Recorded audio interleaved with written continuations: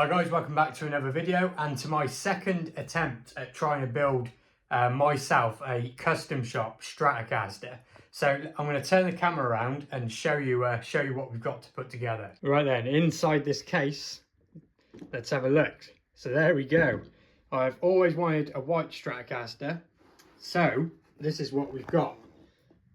Try and get the camera to come across there. So it's a nitro finished body, like I say, in white, and truth be told, everything else will be just the parts I already had on my other. So it is just a rebody, but a much nicer body. So parts wise, obviously this came off.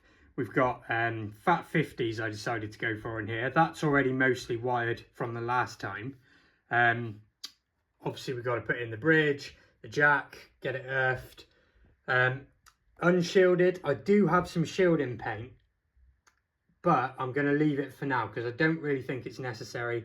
Maybe I'll be wrong and I'll have to redo it, but I've got the paint anyway. And then the neck is just the neck that's now been on, you know, so many of my Stratocasters. It's a classic player neck from 2010.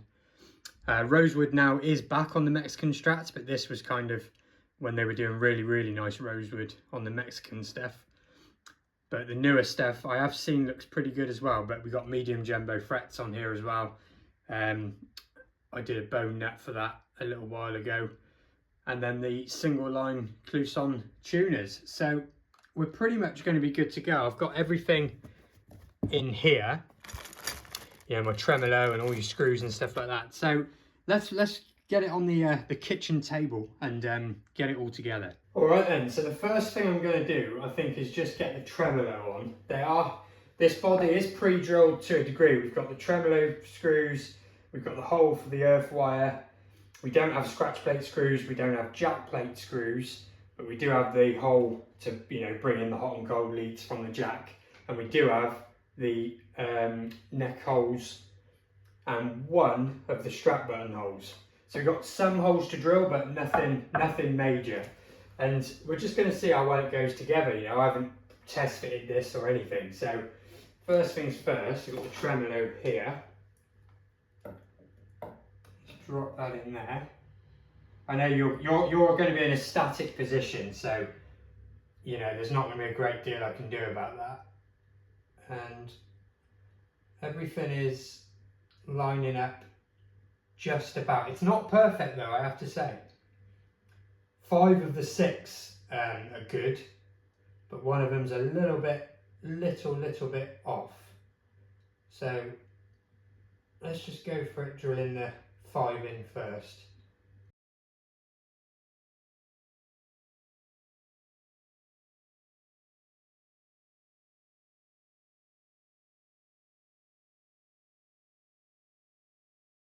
Alright then, so skipping forward, I've got the tremolo on now. So the springs, they're not obviously screwed all the way into the body, because if so, that tremolo would just lift right up. So when it's kind of, you know, got the rest of the parts on and it's strung up from the back, I'll then make some final adjustments just to these screws here, just so it's not pinching it too tight, but also it's not gonna, you know, it's not gonna let it fall off. So I think the next thing is I'm gonna put the neck on it. I'm going to put a bit of towel across there. Good old kitchen worktop DIY, eh? So, I'm going to put that down that way. Yeah, I'm going to put the neck on it. Let's get that out of the way. Now this neck's been on and off guitars a couple of times, and therefore these have been in and out a couple of times, so I am a little bit concerned, and it might be wise to re-drill these if this neck comes off one more time, but I think it'll be fine for now. So I haven't even test fitted this properly yet, so you can see that look. It isn't exactly what you call a tight fit, so that's not amazing, but let's yeah, they are going to line up fine, so that's something. Right.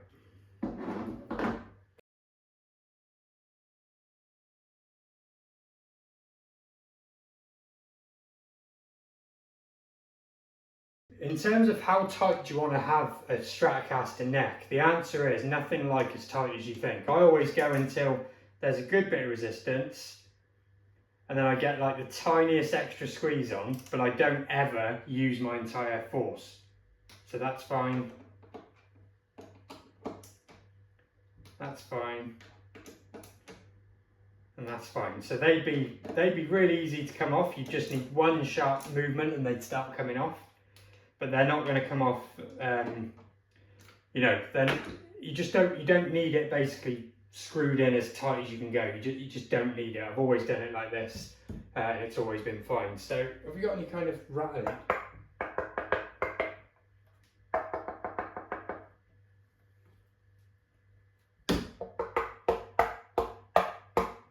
All I'm doing there is I'm feeling for anything that feels like there's a gap in the neck pocket that's rattling a bit.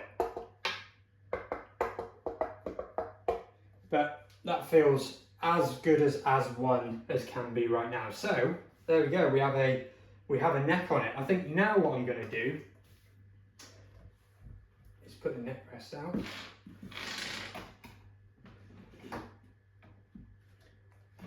Make sure that's ready. I think I'm going to test fit the scratch plate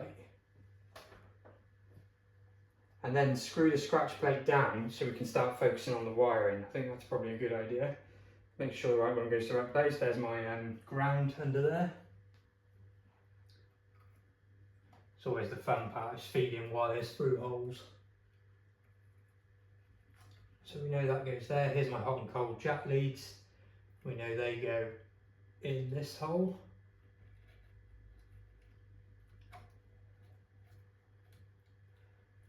Quite a big hole, that one actually, so they're going through pretty good, collecting all kinds of sawdust along the way. And there they are, look. Whee! So just feed that through a little bit more.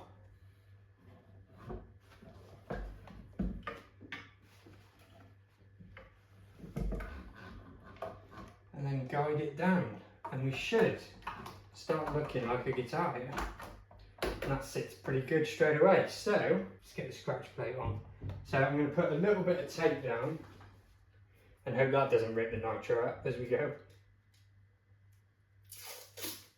Just going to kind of get it to where I think it looks right. Little even gap around the tremolo. So that's pretty good there.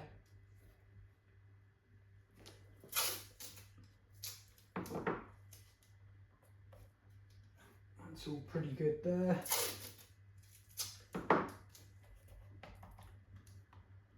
That looks pretty good there. So we've got an even gap there. That round here is nice and even. You just want it to look as though Fender did it, really. And the thing is, you're so used to seeing Fender Strats that if that scratch plate is slightly like that or slightly like that, you'll notice it literally straight away because your brain is so used to this shape. It's a bit like when you see a Les Paul copy that's slightly out and you just know it's not quite right. The same thing will be with a scratch plate. If it's slightly wrong, you'll notice it. But that to me looks pretty good. I'm actually going to look at it from the camera as well, just for a perspective. You can't really tell, but I'm sorry about that. But you get it. You'll see it when it's finished, and I'm reasonably happy with that. So what I'm going to do now is pilot some holes. That should be 11 of them, I think, in total. So there we go, now I've got all my holes. So I'm going to get my screws out and screw this pickguard down. And then I'll lift it up and show it on camera better, and you can see if I've lined it up right or not.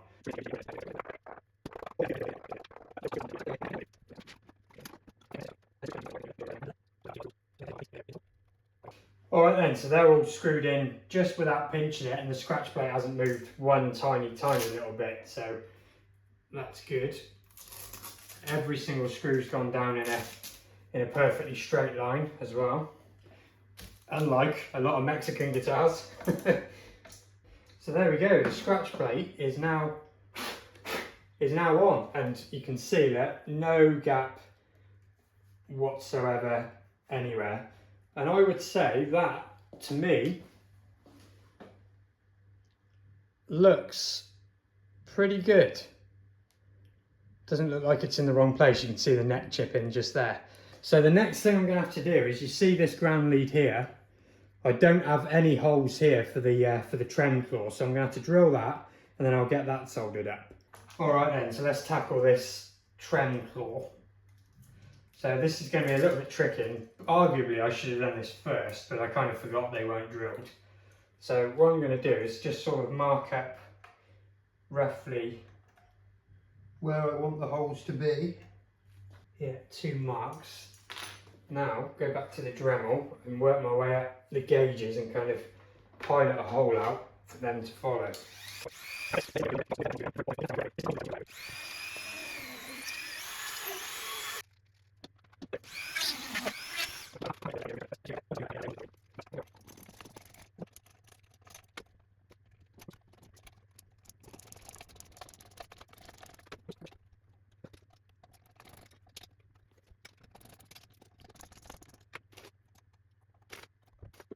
Alright then, so I've got the trem claw things. They're nice and flush, they don't stick out. And they're screwed somewhere near where they'll need to be, but when I've strung it up I'll know how much tension to put on it. So now we've got to get this thing grounded. So I've been heating up the soldering iron just there. And I'll get the soldering here done, and then on the jack as well. Not the prettiest soldering job in the world, but it's on there, that's the main thing. It's not coming off. Right then, now the jack. Yeah, so that is your ground when it runs all the way around, and that, where it's just the tab sticking out, that's going to be your live wire or your hot wire.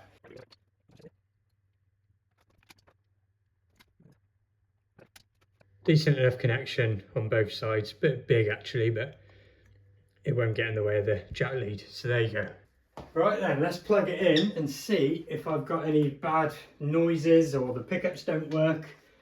I've got this amp set on, you know, pretty much, you know, quite loud, should we say, so we're definitely going to hear it. Need some metal just to tap the pickups. That should do it. It's the first metal thing I saw. Right then, so what have we got? Neck. Oh, that's the wrong lead. Hang on, that's my pedal board lead. Where's my lead for this? Where are you? There you are. Right then. Alright, so volume neck, let's go with neck. Yeah, that's working. Middle, neck, middle, bridge. Alright then, so that's working. Let's feel with the wire. Go on the back. So if I touch things, I am getting a bit of interference. The solder's good. I actually redid it with a fresh bit of wire just to tidy it up a bit more.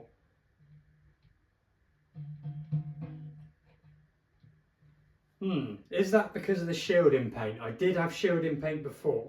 Let me know what you think on that. Right, I'm gonna string this out, make all the final adjustments, and then we'll listen to it. Weight wise, the body I noticed was £4.1. So I'm guessing that makes this a total of what, just under £8, something like that. So nothing crazy, but nothing super impressive either. But right the way, I'm liking the way it looks. But let's crack on with the rest of it, and then we can get down to details. All right then, so here it is, all strung up and set up and sort of ready to go. So we're already like 14-15 minutes into this video, so let's get straight to some sounds. What I'll do is I'll just quickly play, you know, one thing in each position, something familiar Strat sounding wise, so we can kind of judge how it sounds. And then I'll get over some sort of close-ups, some details, and why I did this in the first place.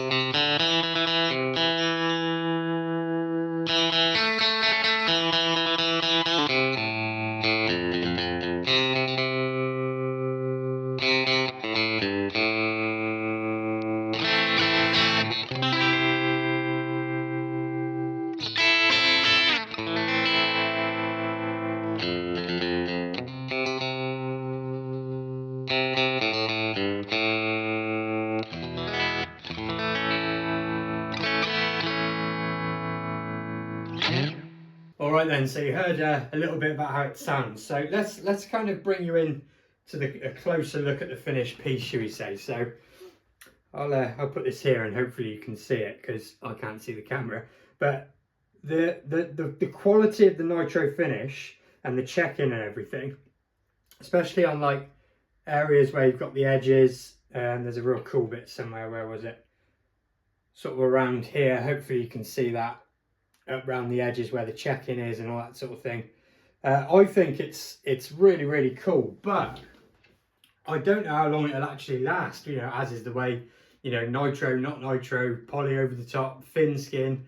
You know, I think this is just nitro and a flash coat of clear, and it is what it is. But if you look at the back here, that's where I was screwing in the screw, and already it's just falling off kind of thing. I can just pick away at that. So I think this thing, you know, if you played it a lot, you would just start wearing through it, you know, super, super fast. The other thing, this mint green scratch guard looks a lot more mint green against this white. It is a brighter white than, I would say it's somewhere in the middle of Olympic white and the more modern white. It's kind of in the middle, but I'll probably leave it out in the sun if we get any more sun, and see if I can kind of bleach it a little bit. And if not, I'll probably go for a less, you know, a less green guard than this. But in general, I do think it looks, you know, it's way more up my street sort of thing. But in terms of, you know, how much tweaking I had to do, the neck, I didn't have to add any shims or anything like that, so that was pretty good. But when I bolted it up and strung it up, the action was quite high to where it was on the other body, which has meant I've had to kind of, if I bring hopefully you can see the saddles just there, I've had to bring them down, which gives you that typical Strat problem of the saddle screws kind of poking out more. So might look to change the saddles, but quite happy it didn't require a shim. It's nice and playable, it's comfortable, and you know, it just went together well. The neck pocket isn't the best fit in the world, but you know, I think it's kind of good enough sort of thing. So let's go on to why I actually did this. So a couple of months ago, 4 or 5 months ago or something, I made a video how I finished with Stratocasters, and the reason why was because 4 or 5 months prior to that, I had just wanted to hear and play the Strat less and less and less, and you know, big deal sort of thing, so what. But for me, because the Strat was what made me play guitar, you know, Rory Gallagher, Jimmy and John Frusciante from the Chili Peppers, all Strat players, all who I still love, you know, they're Strat guys, their whole thing is Strats.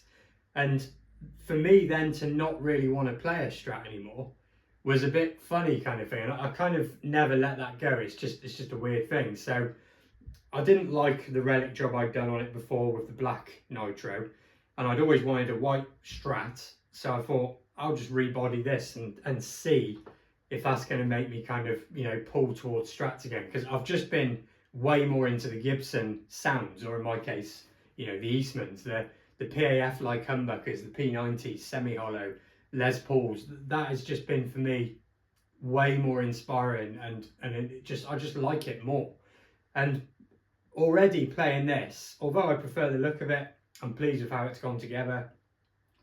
I still am not really into the Strat thing. I'm just going to come back to it when I come back to it, and it is what it is. But for me, I don't know. I just much prefer playing the other sounds. The Strat thing to me is it's just not doing it. So I don't think having a white Strat is going to change my mind. You know, obviously, but you know, I do prefer it. I will come back to it when I come back to it, and you know, let me know what you guys think of it, and you know, how your tastes kind of come and go over the years as well, especially those of you that have been playing a long time. I'm 6 years in, and you know, this has definitely been the biggest change for me this last sort of 12 months of really leaving the Strat thing alone and becoming way more into, you know, more bluesy, rootsy kind of sounds out of this sort of thing. So that is it for this video. Little you know, mod journey, and this is where we've ended up. So I will see you again very, very soon, and thank you for watching.